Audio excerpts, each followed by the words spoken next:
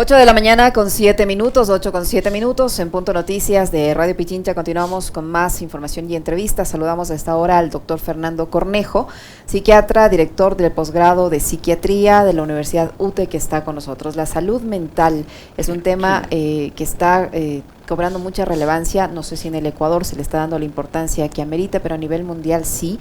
Es posiblemente la nueva pandemia que vamos a enfrentar debido a la gravedad que tiene esta situación, las consecuencias que esto genera en nuestro país. Doctor Cornejo, buenos días, bienvenido, gracias por acompañarnos en Punto Noticias de Radio Pichincha. Le saludamos a Alexis Moncayo, quien le habla a Licenia Espinel. ¿Cómo está en nuestro país la salud mental? Y le pregunto esto porque posiblemente también el estado de la salud mental está ligado a tantos episodios de violencia que estamos viviendo. Ayer nomás le comentaba a mi compañero Alexis que escuchábamos el caso horrible de un chico que envenena a su novia, una joven de apenas 20 años, le da a beber veneno para roedores, espera que ella muera y posteriormente lleva su cuerpo al bosque de Pino en Riobamba. El señor tiene ahora ya prisión preventiva, pero ¿qué es lo que está pasando con la salud mental del Ecuador y cómo el estado de la salud mental está teniendo injerencia directa en los niveles de violencia que vivimos? Buenos días, bienvenido. Buenos días, un gusto estar con ustedes y con toda la audiencia, siempre un placer pues poder conversar. Evidentemente, antes de la pandemia y después de la misma, con mucha más profundidad, identificamos que la salud mental se convierte en un problema de salud pública que tiene que tener un profundo interés por parte del Estado, de los Estados. Así lo ha dicho la Organización Mundial de la Salud en diversos comunicados, en diversas pedidos de intervención por parte de este ente referente hacia los diversos países miembros. En Ecuador se superponen diversos problemas. Hay un problema estructural de desinversión en salud que hace que no existan planes de salud mental concretos que nos lleven a tener respuestas para las personas, no solo para quienes están sufriendo problemas de salud mental, sino para la prevención de estos problemas. Y tenemos además problemas ligados a los determinantes de salud. ¿Qué son los determinantes? Todas las cuestiones ambientales, económicas, estructurales, que nos llevan a que tengamos mayor riesgo de padecer un problema. Vivimos en un país que evidentemente es violento. Este va a ser el año en el que históricamente vamos a tener el mayor número de historias, de homicidios intencionales en la historia. Actualmente ya estamos en un récord que es 3.538, estoy tomando los datos de Carlos Oporto y la proyección estará 4.300 al final de año si es que la situación sigue así. Tendremos al menos en Esmeraldas y en Guayas, de las ciudades más peligrosas, Guayaquil, las ciudades más peligrosas, entre las ciudades más peligrosas del planeta, y eso hace que vivamos en una constante zozobra.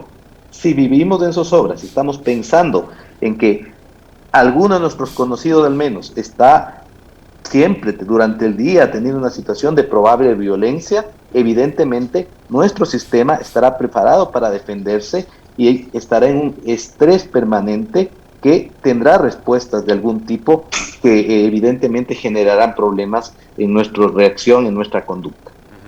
Doctor, qué gusto saludarle, buenos días. Justamente ayer estaba conversando con una amiga y me decía que a su padre en la provincia de Santa Elena intentaron asaltarle. No lo consiguieron, pero intentaron asaltarle. ¿Qué provocó en el papá de mi amiga? Que tenga miedo, que tenga temor. Ese tipo de problemas. Acá hablamos de un asalto frustrado.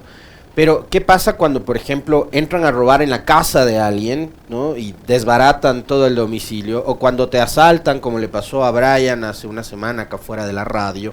O cuando te destruyen el auto que dejaste parqueado porque entraste 10 minutos a una oficina a hacer un trámite en cualquier parte del país. ¿Cómo un ciudadano tiene que recuperarse después de este tipo de traumas? ¿O qué factores inciden para que una persona se quede con esa aprensión y ese miedo? Pensemos en que hemos vivido desde el 2020 en una situación de constante exposición a factores estresógenos que nos llevan a estar en una alerta permanente. Primero fue el estar encerrados por una situación mundial que escapaba de manos de todos, pero con una, pues, con una política sanitaria totalmente inadecuada. Lo hemos conversado en este mismo espacio. Bueno, ahí está, impune el señor Ceballos y de decano de una universidad, por lo visto. Premiado. Y pues con premio y con honores, ¿no? Ajá. Y pues después de eso, pero en constante alerta, ¿no? Para tenerme de... Y después de ello, encontramos que hoy los índices de violencia están en constante incremento y que nos ponen a todos, no necesariamente a quienes lo han vivido personalmente, mucho más a las personas que lo han vivido, pero en esa permanente alerta. Cuando vivo en constante alerta, mi cuerpo empieza a secretar sustancias que me llevan a defenderme.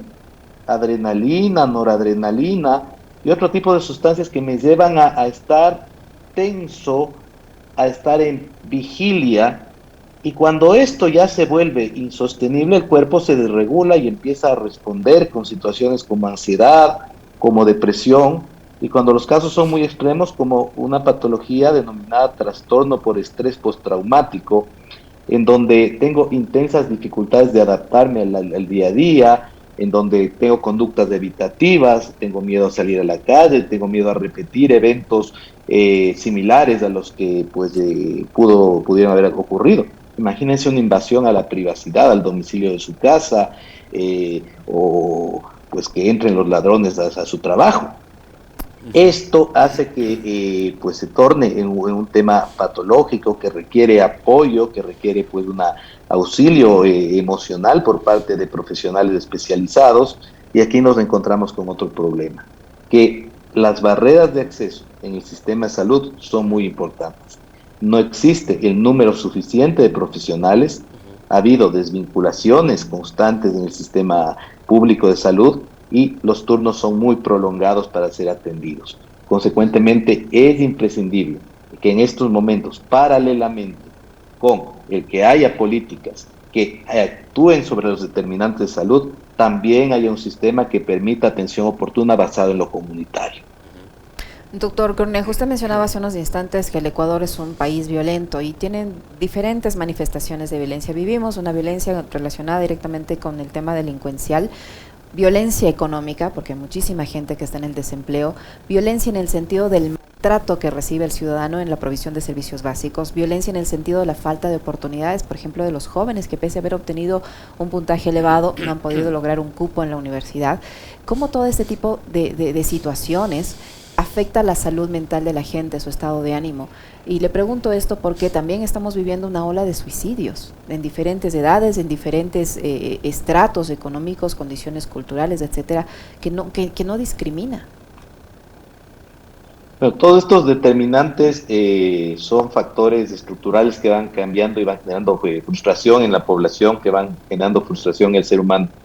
Lastimosamente, en algunos grupos focales de trabajo que hemos venido realizando por algunos temas de investigación con jóvenes, niños, niñas, adolescentes, sobre todo, hay una sensación de que no hay futuro. Pues las tasas de suicidio se habían venido incrementando significativamente, pero conforme a lo que vemos del incremento en la región, hay un plan de prevención de suicidio planteado por Organización Panamericana de la Salud. Ecuador debe tener ya una intervención desde la autoridad sanitaria, tengo entendido que están preparando, veamos cuál es el resultado, pero sobre todo debe aplicárselo. No podemos seguir con esta violencia estructural que tenemos, y me refiero a todos los determinantes. La enfermedad mental o patología mental o problemas de salud mental, como queramos llamarlo, son la punta del iceberg. El problema es todo lo que está abajo, y todo lo que está abajo es todo lo que no se está haciendo para solucionar el problema.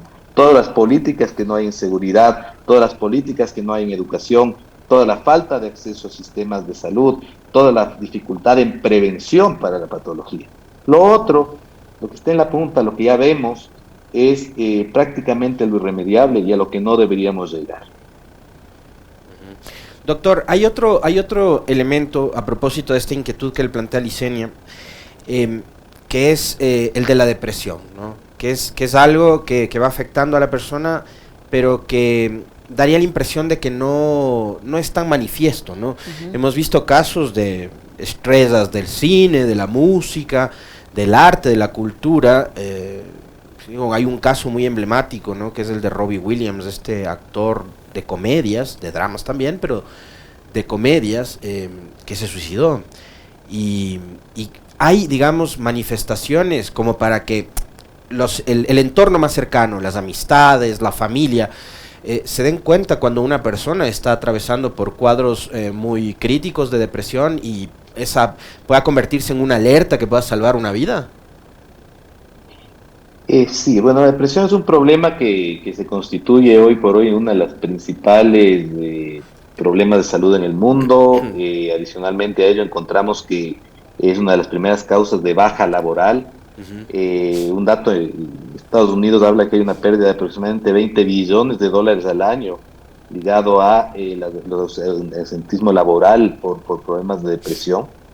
Es algo que lo podemos vivir día a día, y que si el 20% de la población mundial sufre depresión, también hablamos de que pues en nuestra familia podremos encontrar fácilmente a alguien con este problema, y que es una función de los espacios en los que nos desenvolvemos el ir identificando precozmente los casos. Y yo creo que ese es uno de los problemas más graves que vivimos. ¿Por qué? Porque como hay un estigma para la persona que sufre un problema de salud mental, la respuesta del sistema, la respuesta del medio, de la familia es: no seas flojo, no sufras, ya va a pasar, pon de parte, ¿no es cierto? Cuando en realidad no se trata de eso. Se trata de que aquí se identifica algo en donde debe haber intervención, en donde esta intervención, mientras más precoz sea y con un equipo pues interdisciplinario, permitirá que haya mayor integración y más precoz a la sociedad, y que adicionalmente a ello evitaremos otras complicaciones como son pues el suicidio, el alto consumo de medicamentos, algo que está muy ligado, que es el consumo de sustancias, alcohol y otras drogas que usan a veces las personas que están deprimidas para tratar de mitigar los síntomas. Consecuentemente se trata de que a nivel de toda la sociedad, no solo del sistema de salud, empecemos a trabajar en sistemas de prevención.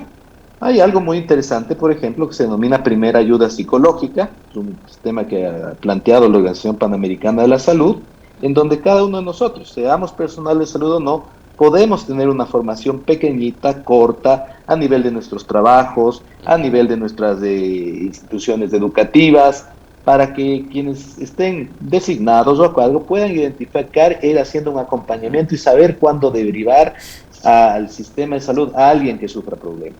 Son pequeñas pues acciones que en todo espacio podemos tener, sobre todo en un país como el nuestro, en donde evidentemente no hay un Estado que responda a nuestras necesidades en el ámbito de la salud mental. Doctor Cornejo, el septiembre pasado me parece que hubo una visita de funcionarios de la Organización Panamericana de la Salud, especialmente sobre el tema de salud mental, y allí se hablaba de que Ecuador estaba trabajando en un modelo de salud mental. ¿Conoce qué pasó con eso? Si en realidad se implementó este modelo, o es como estamos acostumbrados un poco a oír que van a hacer, que van a armar, que van a diseñar. Bueno, hubo un plan de salud mental hace algunos años que finalizó, que habría que evaluar. Nunca se evaluó a ver cuál fue el fin que tuvo. No creo que haya tenido una implementación total. Sí hubo algunos cambios interesantes.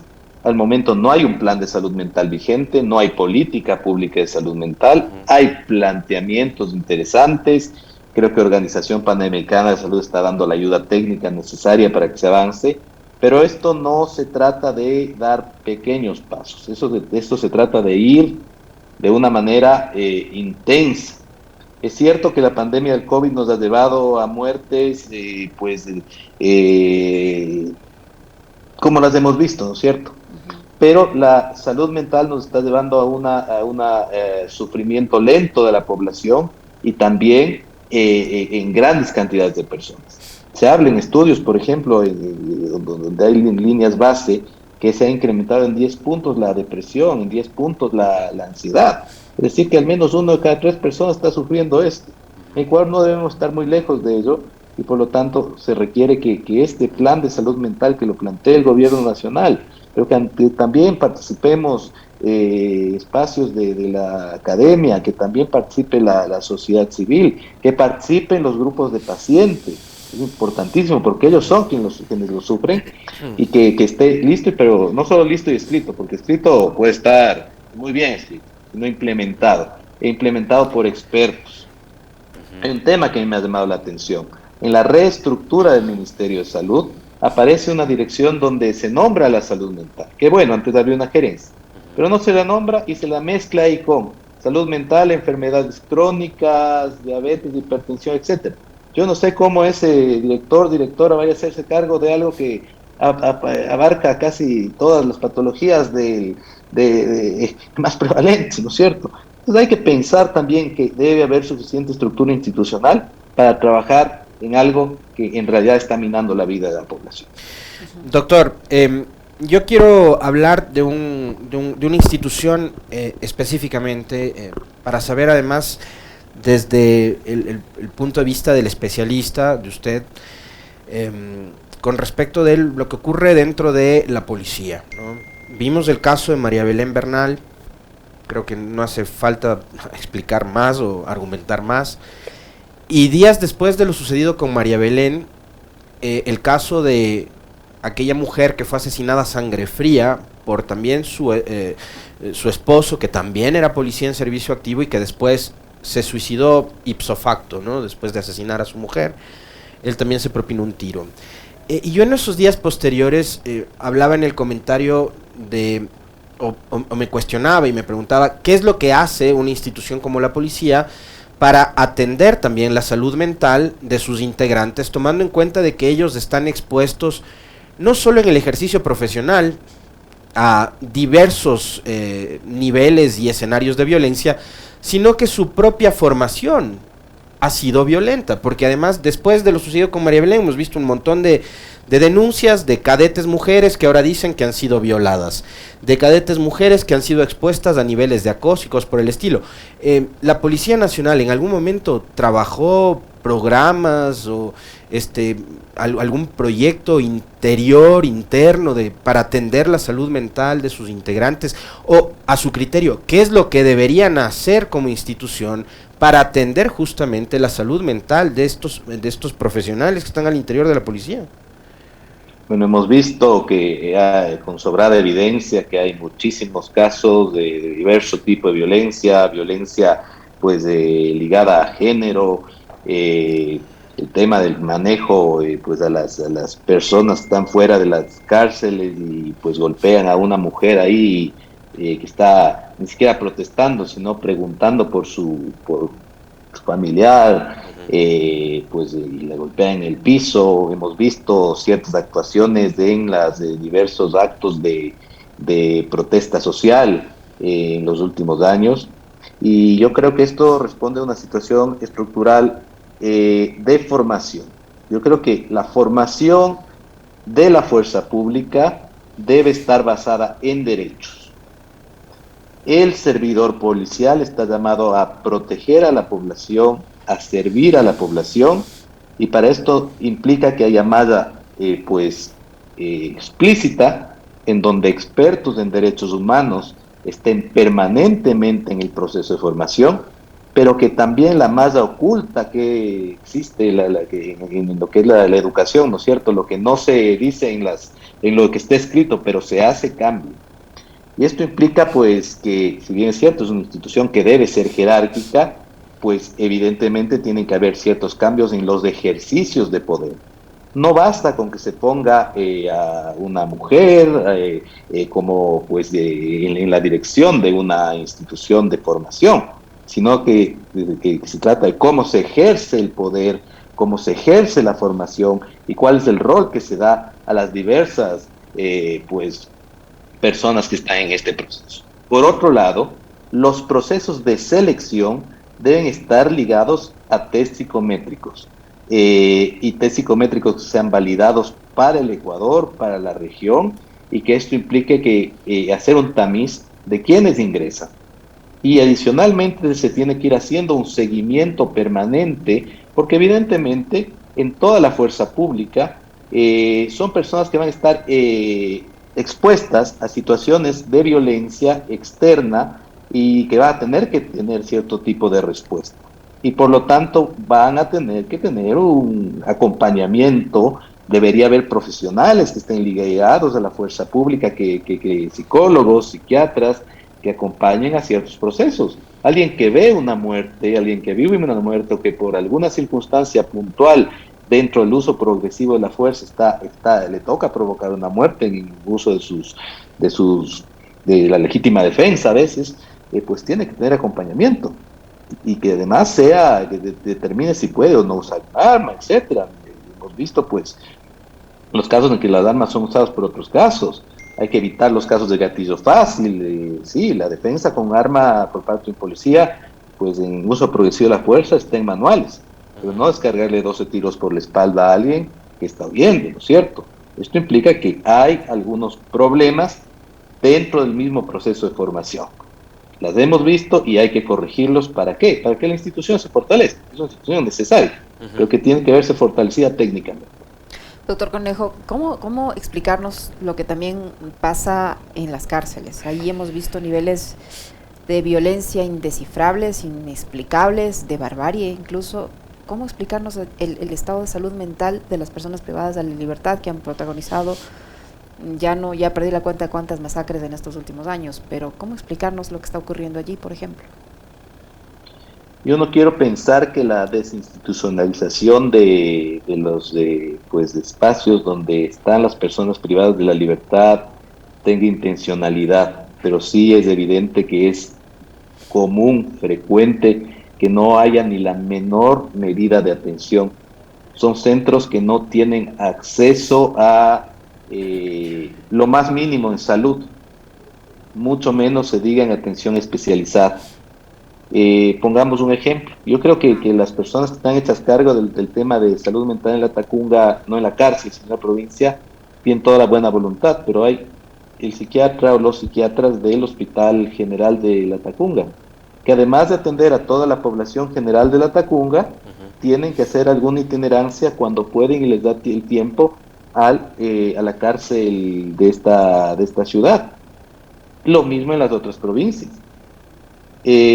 Los psicólogos van y vienen y además yo no quisiera estar en los zapatos de los psicólogos de la cárcel de Tacunga porque me van a decir que estarán muy bien formados, etcétera, pero ¿cuál es el miedo de ellos, de quienes están en la penitenciaría del litoral, etcétera, de cómo enfrentar la situación si están ellos atendiendo y llega un motín de los que hemos visto? Uh-huh. Entonces, evidentemente es un sistema que está totalmente desregulado, que no está en manos del Estado en estos momentos y que se deberá retomar el control también basado en derechos, porque las personas privadas de la libertad hayan cometido lo que hayan cometido, deberán pagar las penas que les impone la justicia, pero tienen algunos derechos básicos, que son a la vida y a la salud.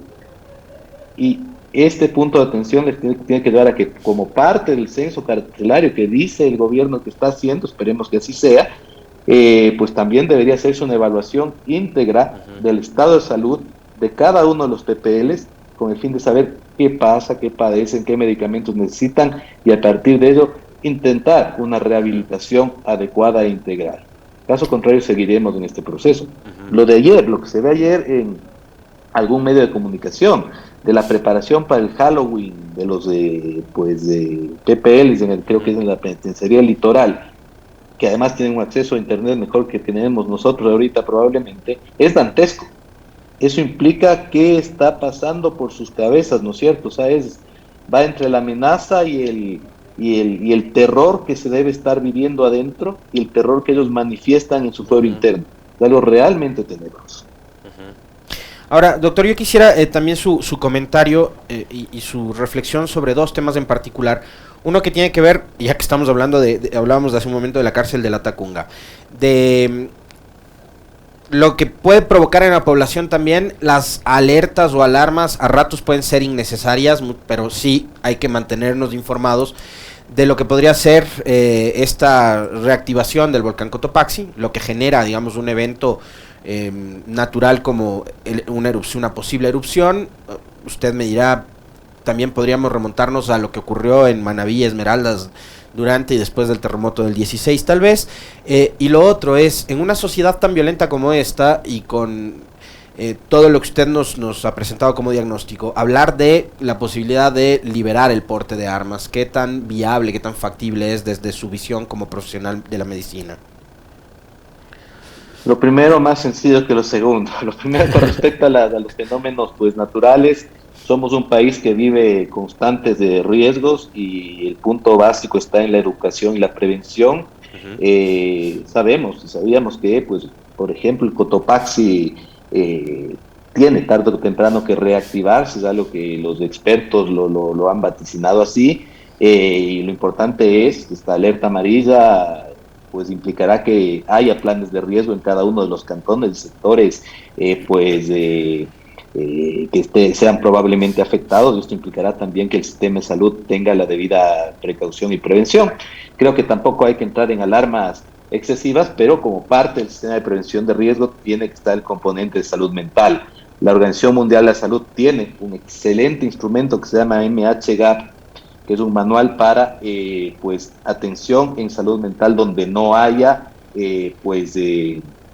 profesionales expertos. De pronto la recomendación que podríamos hacer ahí es trabajar en el MHGAP, que ya está adaptado para crisis humanitarias y desastres, y la implementación de esto en cada uno de los planes de las diferentes COEs cantonales, el ofrecimiento total de nuestra parte como academia para acompañarles a los GATS provinciales en esta implementación. Por otro lado, el tema del libre porte de armas sí es algo complejo. Evidentemente, esto no es una opinión personal.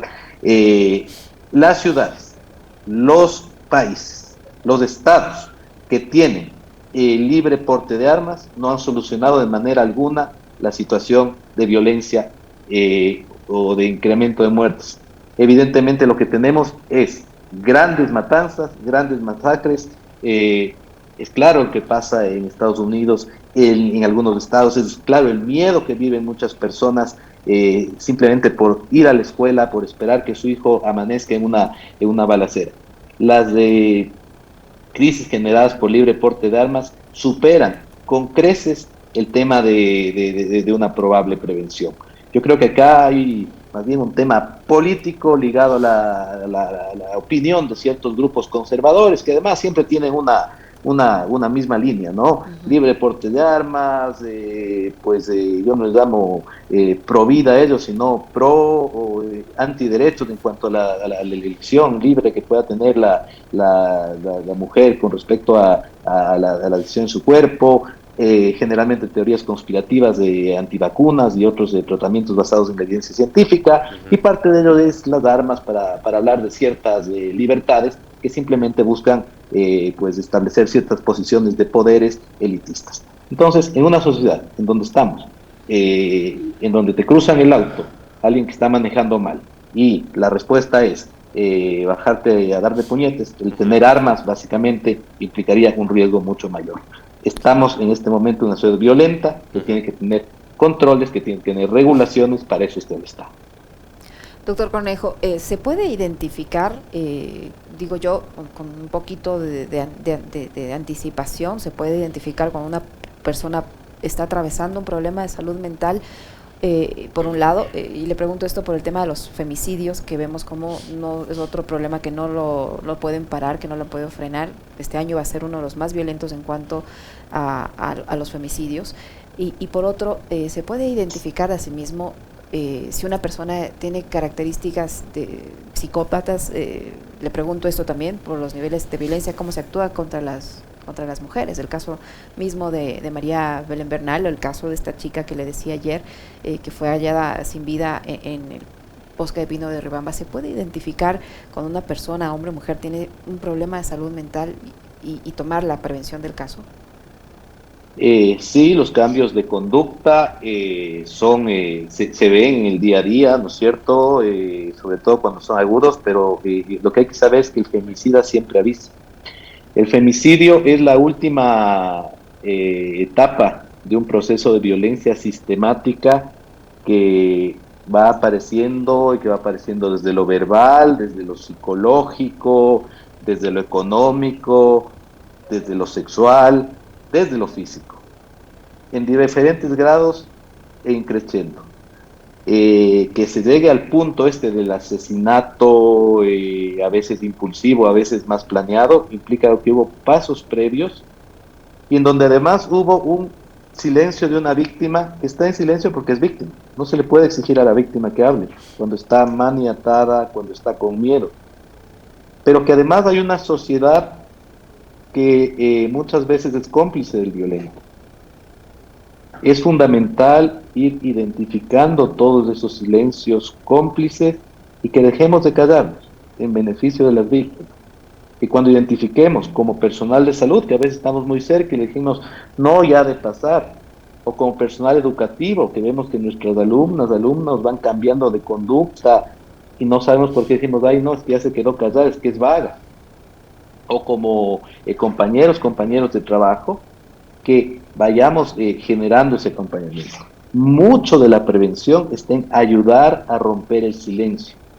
No identificarle y señalarle a la víctima y decirle, es que tenías que romper el silencio. Eso es cargarle de un peso más a alguien que probablemente estuvo sufriendo gravemente daños desde hace meses o años, sino que somos los que estamos alrededor, los que tenemos que ir acompañando el proceso, identificando, cuidándonos mutuamente.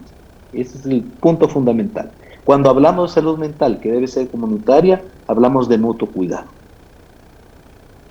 Muy bien. Muchísimas gracias, doctor. Muy interesante conversar con usted. Muy gentil, doctor Cornejo. Un abrazo. Un saludo cordial y nos veremos pronto. Pues un chévere siempre hablar con ustedes.